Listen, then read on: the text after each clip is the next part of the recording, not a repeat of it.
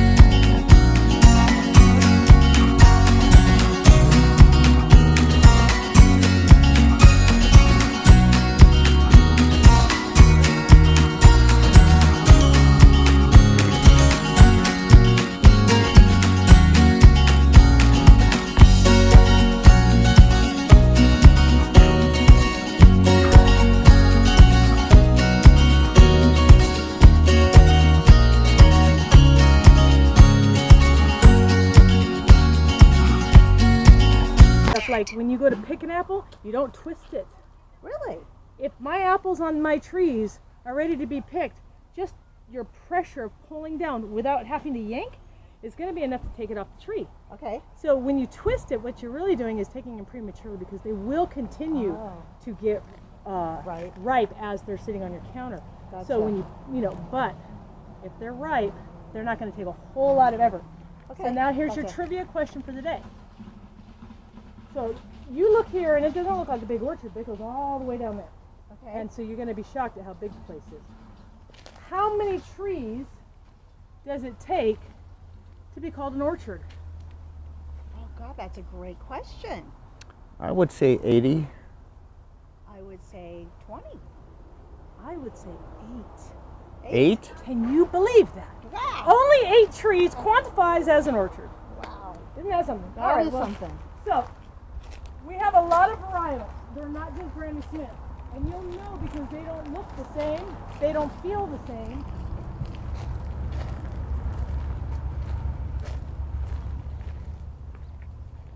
See these red trays? That's a whole different varietal. Now, I'm just going to pick it up and I'm going to see what happens. Oh. So it was right. It's ready. Cool. That's how much pressure you put on them. Don't have to do any more than that. And let me just tell you, I've got apples all right here too, and over there. And I know there's some really good ripe ones on that small aisle. Okay. And you just literally just weave in and out. I suggest that you only take like 2 or 3. But I mean, if you're really loving the ones right there, you're going to take them all. But there's a lot of trees. Okay. Your bag's going to get full halfway through if you're not careful to go all the way. And there's different varietals over there than there are over here. Okay. Please safety first.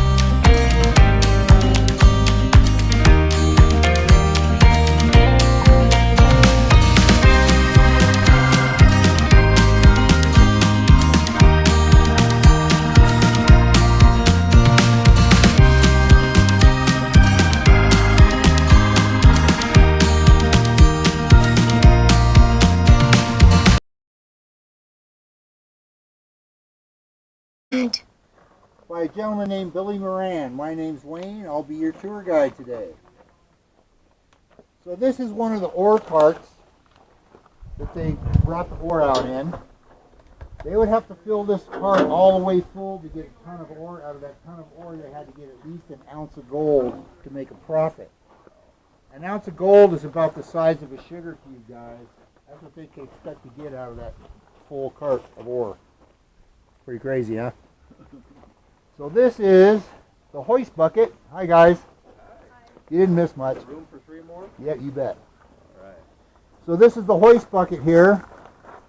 This is not only what they use to pull ore out of the shaft they have in here. This is also the elevator the man used to get to and from work. They fit 2 to 3 men in this bucket at a time. One leg in and one leg out. As they went down the shaft, they'd have to use their outside leg to keep the bucket off the side of the shaft. Because if it got caught on the side of the shaft, it could flip over and dump everybody out. 27 stories to the bottom. Now remember, guys, this is 1870. There's no OSHA. All right?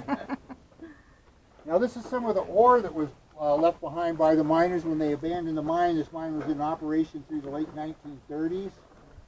When they abandoned the mine, they weren't going to be doing any more processing any more ore.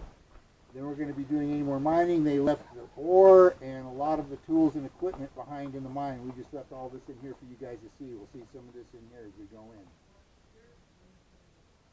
in. At the end of the Civil War, there was a lot of freed slaves that came out west here to start a new life. One of these gentlemen, his name was Fred Coleman. He was a cattleman from Kentucky. He was working out here in Winona one day, and he was watering his horse in the creek when he noticed something shiny in the water. So he got down off of his horse with his frying pan, which at that time would have been a cast iron skillet. Not one of these modern lightweight gold pans that we have here nowadays. So imagine it was quite a workout for him to get that 1 ounce of gold he got out that first day. Well, he was very excited about that find, of course, so he got on his horse and started his 6-hour horseback ride down to San Diego to get his gold in the bank. He was a very friendly guy. On his way down there, he stopped everybody he saw along the trail, showed him his gold, and told him where he got it. Actually, we have him to thank for this town of Julian being here, because if it wasn't for that, this town of Julian would not have been established to support the 235 active gold mines there were here in the heyday. That one man could not have possibly have gotten all that gold. I'm sure he got his fair share out of the creeks, right? News of this find spread like wildfire across the country, where it reached the ears of some ex-Confederate soldiers who were once gold miners during the Georgia Gold Rush. Let me ask you guys something.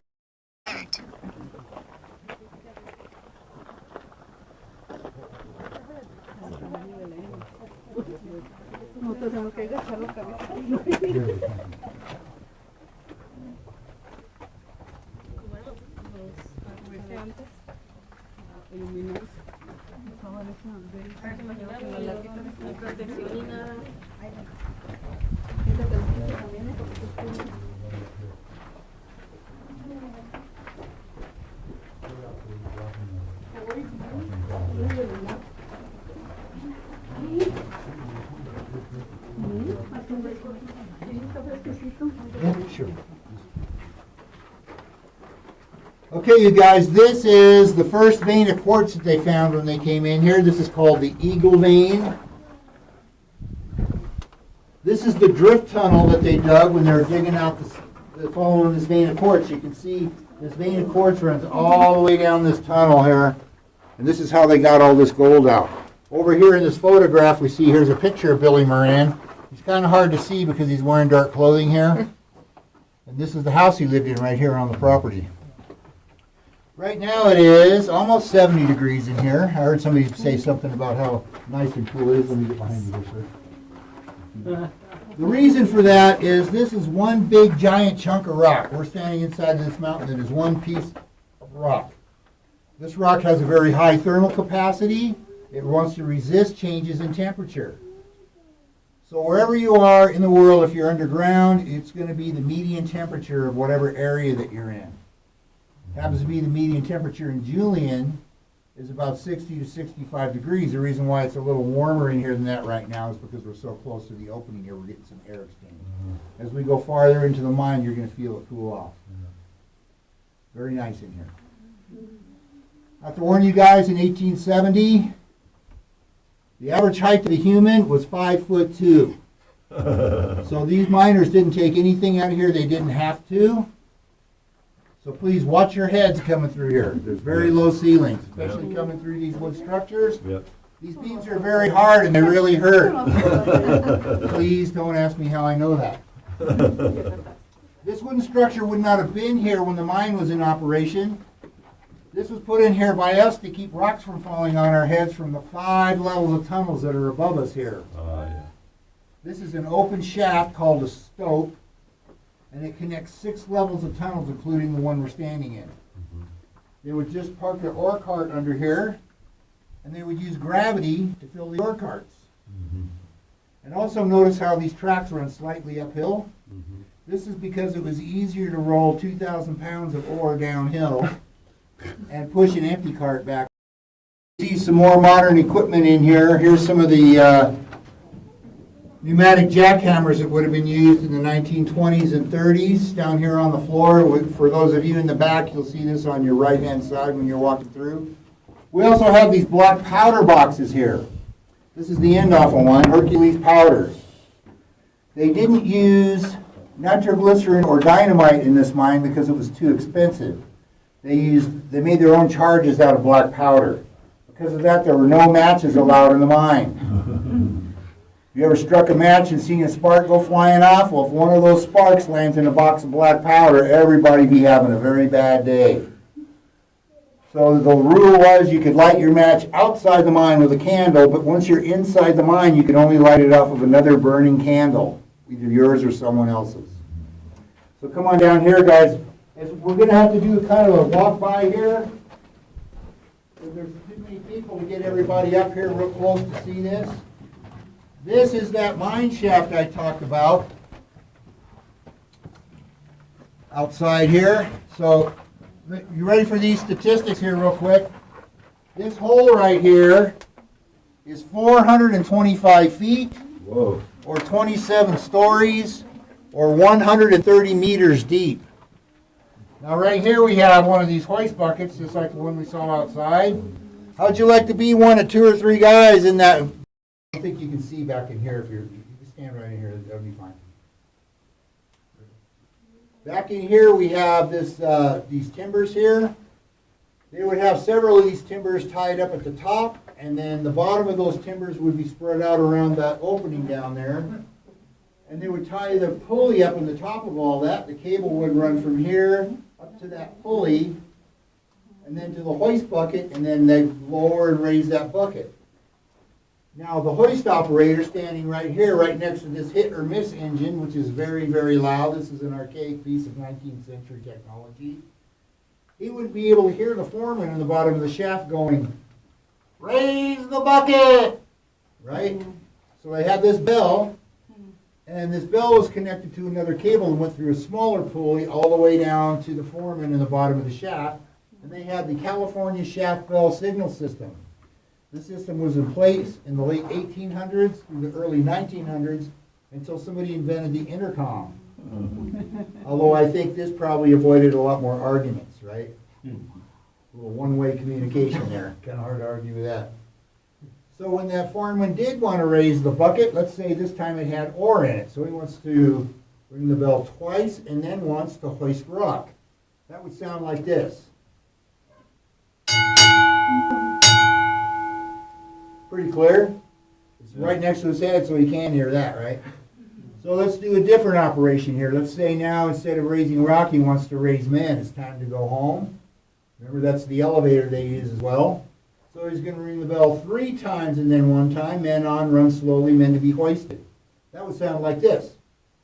Now, okay, this is all laying flat on the bottom of the ocean over eons of time with sediment building up and creating more and more pressure. All that sediment underneath was compressed down into what we call sedimentary rock. Now we have a subduction zone here off the coast of California, which is not unlike the subduction zone that caused that 8.8 earthquake off the coast of Russia here a couple weeks ago. You remember that tsunami warning and all that? So what's happening here is the Pacific plate is pushing up under the North American plate, and it's pushing this whole mountain up out of the seabed and tilted all the sediment up on its side. This creates the path of least resistance between these cracks in these layers for the magma to come up here from the volcanic activity we had. I really do need you guys to come down this way.